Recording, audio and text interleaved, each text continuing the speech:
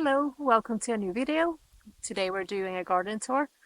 I'm gonna show you our garden that's in the current state and talk some about the ideas we have for the garden and some issues that we have in this garden at the moment. The reason I'm making this video is to have a little diary of our garden. A garden is always a constant project. The projects just never ends. There's always work to do. So it's gonna be fun to see how the garden looked in the first days of us living here. Yeah, hope you like this video. If this is your type of content, make sure to subscribe. And if you like this video, then I would appreciate if you wanted to leave a little thumbs up. Let's get started.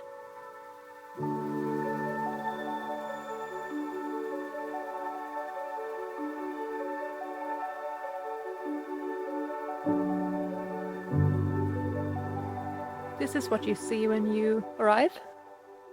So we first have our bin shed that Philip just built, his first wood project. And I think it looks so nice, and we don't have to look at the bins from inside of the house. And I can show you what it looked like previously when we moved in here. It looked very boring, this section. So here I have planted some ferns, a hosta, and I think some sort of aster, and brunnera, Jack Frost, more ferns, more hostas. And this is, it's called Digitalis cream bell. It's meant to be a sun-loving plant. We will see if it thrives here. Like you can see now, it's getting some sun. Usually this section of the garden is pretty shadowed. I might have to move it in the spring, but we will see. So far it is getting new growth here, and it's been around 2 weeks since I planted it. I'm hoping that they spread a little bit, the ferns at least, to this section, so we get like a woodland effect on this part of the garden. But anyway, this section is just a big lawn. We have a flagpole here, and we have a bush right next to it. The bush has planks to like help it from not spreading, and it's easier to mow the lawn, which I agree. It's difficult to get in there to clean up the weeds, and pretty much all of the grass here is kvickrot and moss. We have these logs for sectioning off where the road goes. The issue here is that I don't really like the look of those logs, but I do want something to show that you can't really drive here. So I'm thinking of having some sort of hedge either on this side or something on that side. We will see. Here's the cat. And I don't like the positioning of these two bushes, so I will dig them up. I have another one in the back of the house. I will move them to maybe the edge of the border there. And we have a beautiful alm, but it has a nice wooden bench over there. And that bin, that house over there is our water pump. And we can start going here. Hello, Keaton. Here I have planted a little flower bed with catnip. I think it's called horseshoe in English also. And yeah, I just threw in some plants here that I had currently because this was empty and full of weed. So now I have planted just a little bit of everything here to make it a bit more presentable. And they're still growing and they're showing to be liking it here. I have planted some tulips here in the soil between these plants. So in the spring, hopefully, this will be a luscious tulip garden. And then I have these beautiful sanguisorba. I think this is a pink squirrel. And yeah, butterflies and bees and bugs enjoy them. And so do I. And here we have more plants that I have still yet to plant. And we have this gigantic miscanthus. It's called Miscanthus gigantea. And it becomes like 3 meters big. We don't get flowers on this in Sweden, I think. But I still love the look of it. And maybe I can use that for creating shadow in gardens if needed. So I don't really exactly know where I'm gonna place that one, but somewhere there's gonna be a place for it. And then we have these ones, which is a Eupatorium Riesenschirm. This one has a beautiful smell, or it smells so incredible, it's amazing. Doesn't look much right now, but it also becomes like a big bush. And we have gooseberry here, and the blueberry bush that I've showed you in a previous video. And then we have plenty of peonies here. They're not looking the best at the moment, but there's still signs of life here. You can see a little bud here. Yeah. Then we have an asparagus growing here, and Actea. And I'm not sure if what the name is in English. And then we have a Anemone tomentosa robustissima, which is a very hardy perennial, almost too hardy. It can be invasive, so I need to be careful where I plant that one. And then we have, yeah, Aruncus. I think this is the Japanese version, the lower one. It's dried out a little bit, but I can still see some life there. And then we have Potentilla, and we have Viola, some strawberries, and some Astilbe, and everything a little bit of everything. Helleborus, and we have this. This is Filipendula venusta. It becomes a really beautiful pink blooming flower. And yeah, here, this is what the garden looks like at the moment. There's soil and weeds and everything. I started to clear out the weeds here a little bit. I want to get rid of the weed, and then I want to put gravel like this here in the front. Exactly how long this edge will go is not completely decided just yet, but that will show eventually. Today is pretty sunny, but I consider us being in the fall season, so these bushes probably don't look too good at the moment. But this is our wineberry bush, and you can kind of see plenty of berries still in here. These look like they haven't been trimmed for a while. That's something I'm gonna have to do soon. I want to give them more space in between so they get airflow, and therefore also not like they're not gonna be as acceptable or like more prone to getting like fungus diseases. And they are in a very shady area here. And you can see the grass here. This is the quick root I'm talking about. It grows extremely quickly. I think we cut this grass, or this section of the garden, 2 weeks ago. yeah, this must have been 2 weeks ago, and it's growing like crazy. And here we have more. I said wineberry, I mean red currant. So that bush there is red currant, and this is also a currant, but this is a white one, and that was a really nice surprise. But as you can tell, it's kind of being smothered here by all this grass, so I'm gonna have to dig it up and plant somewhere where the grass isn't, isn't be able to reach it. And here we have another flower bed,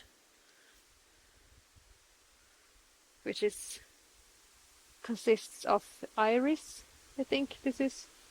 And yeah, I don't really know what to do with this yet.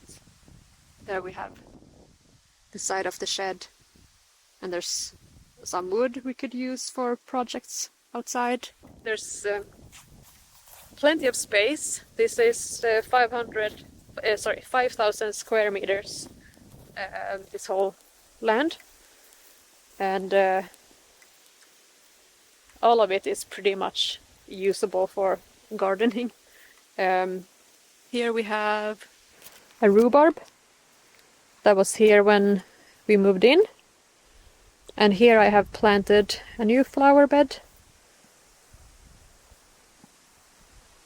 and these are sun-loving flowers, and this is probably the best location for them, since in the summer this section is like the best lit area, and warmest and most protected. Like even if there's wind, it doesn't like ruin the flowers. Here we have a little flower bed, and there's calendula growing here, and I kind of have to remember to go here and pick them up. So I'm gonna make calendula solve with these.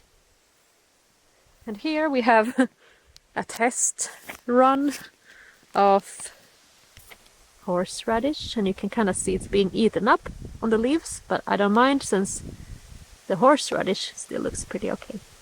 So we have more horseradish here, and some horseradish there. And we have a cat who's probably gonna jump in on the beds. And I don't want to be doing too much work by putting in more soil and plants in here, since I don't know because I don't think they use anything at the bottom to avoid from the grass, the quick roots to grow up, which means you kind of have to do a better work with getting rid of it. So dig it off or cover it with something really sturdy, and I don't know what has been done here, and I'm not sure if I want to have the flower bed in this way, maybe because I want to have more flower beds. I haven't really planned exactly how everything is gonna be. I just know some things, like here's the bush that I was talking about. You can kind of see how big this is. Like, this bush is almost as tall as I am. Oh, it's taller. But yeah, I'm gonna move it to the section of the front of the house. And here we have another flower, and it doesn't really seem to bloom here. Just looks like it's about to get like buds here. I haven't seen this get any flowers. What is it, kitten? But yeah, if we go to the corner here, you can see it's very mossy, and this part of the garden is very damp. But here's the back of the house. Kitten, come! So we have apple trees here, and this looks like some sort of area where they just dumped a lot of, like, what is it called? This looks like a bonfire section, that they had a spring bonfire here, that when you gather all dead branches and stuff and then you just burn everything in a bonfire. But yeah, that's the bush I showed you earlier. And then here we have a mix of plants. Used to be an apple tree here, but it's been taken down, but there's still branches coming out from it, so it's still alive. This is what happens when you take down a tree and it's still alive in the roots. It produces more roots, and it's doing it because it's stressed. And yeah, a stressed tree is not going to produce fruit. But there's also a raspberry bush here. Something that has been done here in this garden, I think this is planted here by somebody, that they have planted things where something has been before. So here's another tree that has died, and they have planted a tree right by it again. Ooh, what is that? Do you know what that is? I have no idea. Is that poop or eggs? Ugh, yeah, but you can see that it's not doing too well. There's signs of like stress everywhere on this tree, and I don't know if this tree used to have a disease.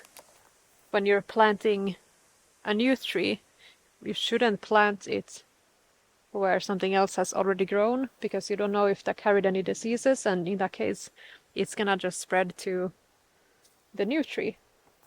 I cannot treat this tree as a goner already. Like I said before, we live in zone 4, and this is it's an apple.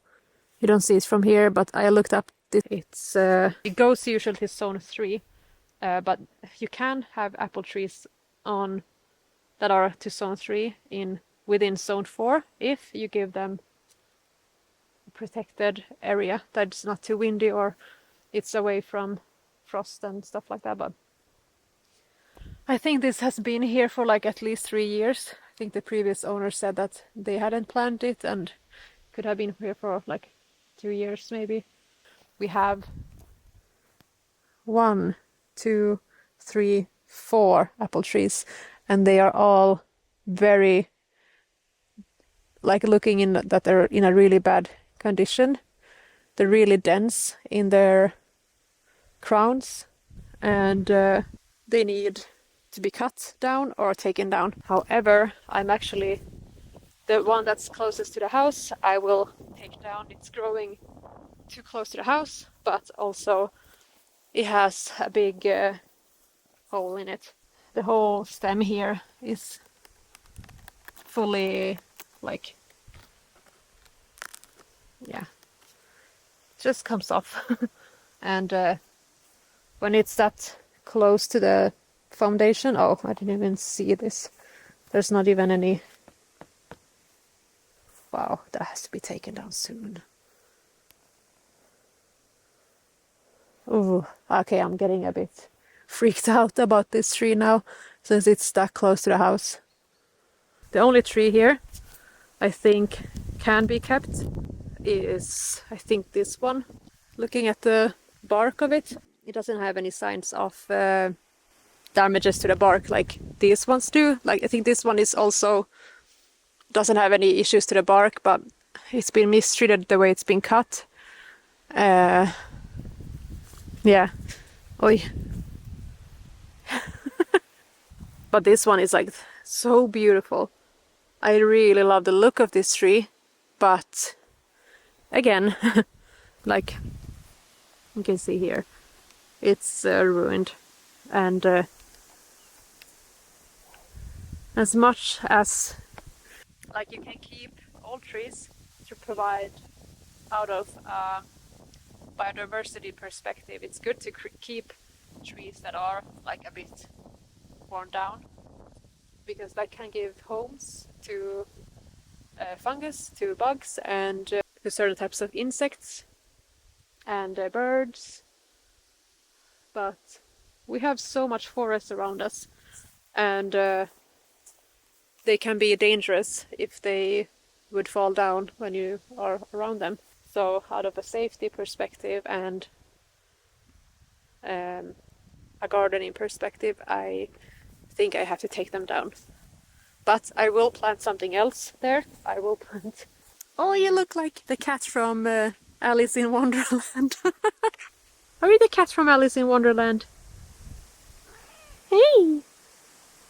We're having fun. She's up in the tree now. Come!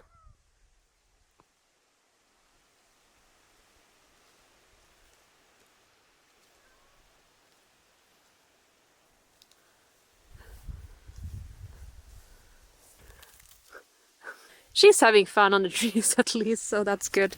Yeah, we have our shed here.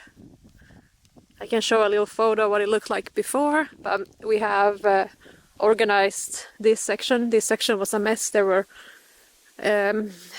wasp nests in here, and we managed to put everything in order on that side, but there's still a big pile here.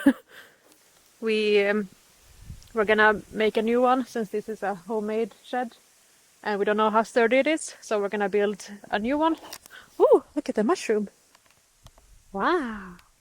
Anyway, so we have another shed down here, and this is a shed slash outdoor toilet. There's 2 outdoor toilets in here, and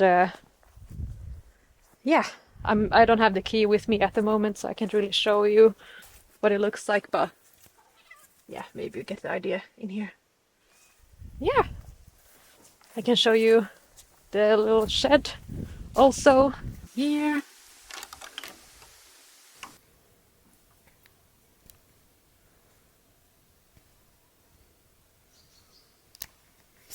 I just love this section here also. I have ideas here. I want to make like a woodland slash flower field, because I think this section is a bit dry on the garden. So I would want to build... I want to have like a meadow here, if possible. There's a lot of moss here, but up there towards that section I'm thinking like a poppy meadow type of section. And we're thinking we're gonna want to have a barbecue area here. This section here used to be some sort of potato land, I'd say. You can see when it's not this overgrown that there's bumps of old garden beds or grow beds. So I'm thinking maybe a greenhouse in that section could work, because it's very close to the border of the property and also border to the forest. And I have a feeling that we're gonna have to maintain with a lot of weed picking if we put the harvesting section there. So if we have a greenhouse there, and if we take down some of the trees, this could be the main section where we grow our vegetables. And the rest of the garden can be more like, maybe we can build a sauna here, and maybe that could be converted into a sauna, and a new shed. And then continuing from here, behind the shed we have our local road, which isn't that big. And I just love these birch trees here.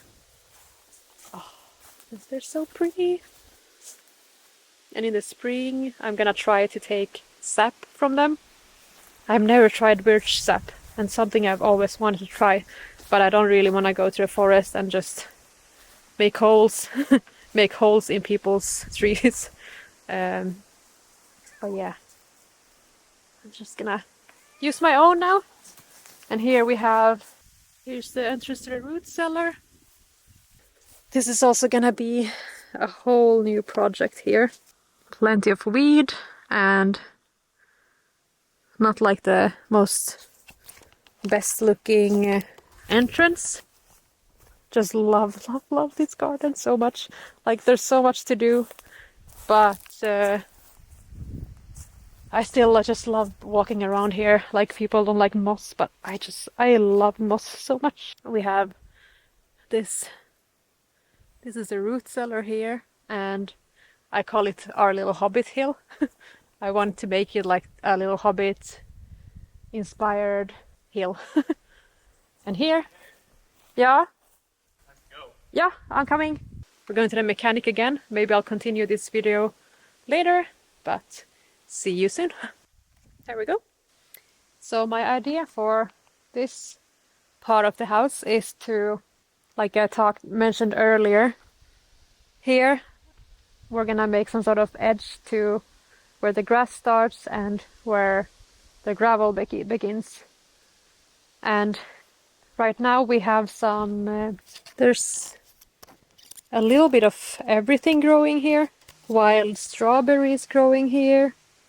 And we have weeds. We have a tree there. And I'm in the thought process of I'm not a good drawer. I don't draw that well, and I have to somehow visualize what I want with this garden, and I'm gonna have to learn to draw. All I know, I want something climbing here on the porch, like this section here, but I don't know yet what that could be. If I'm gonna get a climbing rose or clematis or something else. It would be beautiful to have. Maybe this could be a nice area for roses even, or like imagine if the weeds gone, then everything here is gravel, but then you have some sort of arrangement here for roses or something. But I'm also thinking if I get rid of all this greenery, it's gonna be pretty dull. And I love plants, and this is a very good, as you can tell, I think it's like 3 o'clock at the moment, and we have partial shade at the moment. We are going towards the winter season, which means the sun is lower than in the summer. I hope that this part of the garden is more well lit, so the roses are gonna love, hopefully, this area. But I'm not 100% sure yet. I have plenty of other plants still to be planted, and I'm not sure if I'm gonna use something from them there or if I plant them somewhere else in the garden. But I had the idea over here. So here we have the little hobbit hill, and I was thinking maybe having a beautiful path that goes down from here to the front of the hobbit hole, which is the entrance to our root cellar. As you can tell, this part is pretty shady, and there's the water pump over there in the red building, and then we have the sewage here. What I'm thinking for this section is that it would be nice to have a rhododendron bush in here somewhere, that you kinda go through it to get to the root cellar. There's like a little hill going down, and having like stone steps that go in the middle of the rhododendron bushes. I think that could be looking nice, but I want to experience a full winter here first before I start buying trees and other types of bushes, just so I know what happens in spring and what happens when the snow melts, and where the water gathers and so on, so I don't plant something somewhere where there's no water or there's too much water. I'd love to hide a little bit of this view here, since we have the kitchen from that window. If you are in the kitchen and you look out, this is what you see. Yeah, this is just a bag. We had a bee's nest in the roof here, and adding up a bag that looks like a bee's nest got rid of them, so we haven't seen any bees. A good tip if you live in a house and you have a bee's nest or a wasp nest, hang up a brown bag. They think that looks like a nest, and they're gonna get scared and move elsewhere. So it's a very It's a very good way of getting rid of wasps. I didn't think it was gonna work, but I mean, it doesn't cost much to add it there. Bees are gone. This is the view from the kitchen. Love the tree. Hate that clothes hanger rack. It's wonky and it's like this. It's disturbing the view from that tree. I'd want it to have a bit more to that side, or unless I move it to the back side of the house. But we're gonna take that one down. I'm gonna plant more plants to the bench around here. So I love having that bench there. I'm thinking it would be pretty nice to have some sort of drought tolerant plant there. I'm thinking I just bought seeds online. I bought more Achillea millefolium because the Achillea millefolium becomes like 70 centimeters big. And the situation around this building here, this is the side entrance. We have ideas here also that we're gonna... This one, it's in such bad shape, so like it's not really anything worth saving. We have seen houses that have like... Imagine that this shed here, it's a bit wider out here, but also it covers the whole side of the house. And on top there's a balcony. Philip's office is on those windows. I think he would like having an office where he can open doors and just go out on the balcony and drink coffee when he wants. And therefore, planting something right here at the moment is not... Obviously you can move the plants if like when the project starts, but it's a lot of work. If it's gonna be for just a year, then I don't see the point of it. In that case, I'd rather wait with planting anything until the building is done. I did plant these ones here, since they're not really immediately by the house, and it's just 8 plants. And they are... I just love these big leaves. So this is Brunnera macrophylla Jack Frost, and it should be a plant that can be in full sun, partial sun, and also shade. I think I saw on Pinterest there was a photo of this plant together with Saxifraga, which is this plant. This one doesn't look that much right now, but it gets these beautiful little pink flowers in the spring at the same time as this one is blooming. Like this one is blooming in beautiful light blue, vibrant color, so it looks so nice in the shadow areas. It like shines up the darkness. And this one, this has a bit thicker leaves, and it looks like it would be a plant that thrives in sun. But this is also a plant that can be pretty much anywhere. However, the astilbe is a plant that thrives mostly partial shade or shade. And we get some sunlight here. You can see the sun is on its way here, but as soon as the sun starts coming this way, it goes behind those trees. It doesn't really reach here. But I'm testing out this ground a little bit. I also planted a hosta here, and that's the hosta Empress Wu. And that one becomes huge, massive. And I'm a bit scared that it's gonna, spread like over these ones eventually. Which means I'm gonna have to move something from here. Anyway, yes, I just wanted to... I bought like 150 plants when I was in that plant nursery a couple of weeks ago. I just wanted to get some plants in the ground. And we have plans to get some sort of watering system. So at the moment we have the barrel here, which is left from the previous owners. I'm also thinking in the winter, if we gather a lot of water in the fall, keep them over winter in buckets like this, the water might swell up into ice and break the water jugs. So I need to look up how people usually store water in the winter. Do you want to say bye with me? Yeah. What do you think of the garden, Philip? It's bigger than the one in the apartment. Oh yeah. No, it's nice. It's rustic. Oh, sorry. No. Rusty. Look at the wheelbarrow. Oh yeah. But yeah, what are your plans for the garden? What do you want to have done? I'm gonna build a trampoline. Oh yes, that's something I didn't mention. Trampoline, woodshed, sauna. Remove some of the apple trees. Yeah. Make them actually work. Yeah. Move that bush there to have more space. I would probably take away some of the wood that's outlining the driveway Yeah. so that we have, well, I can use that as lumber, and then we can find a new way to split up the drive. Yeah. And it's kind of like all patchy and it's like weird material, so there's like gravel, sand, and grass just all mixed together. Yeah. And I want it to be a bit more distinct. Yeah. So we will do that. Yeah.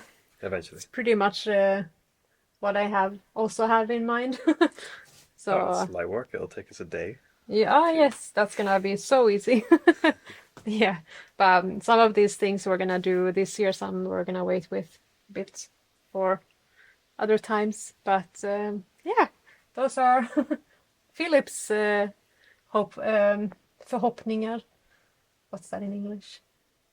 Förhoppningar, ambitions.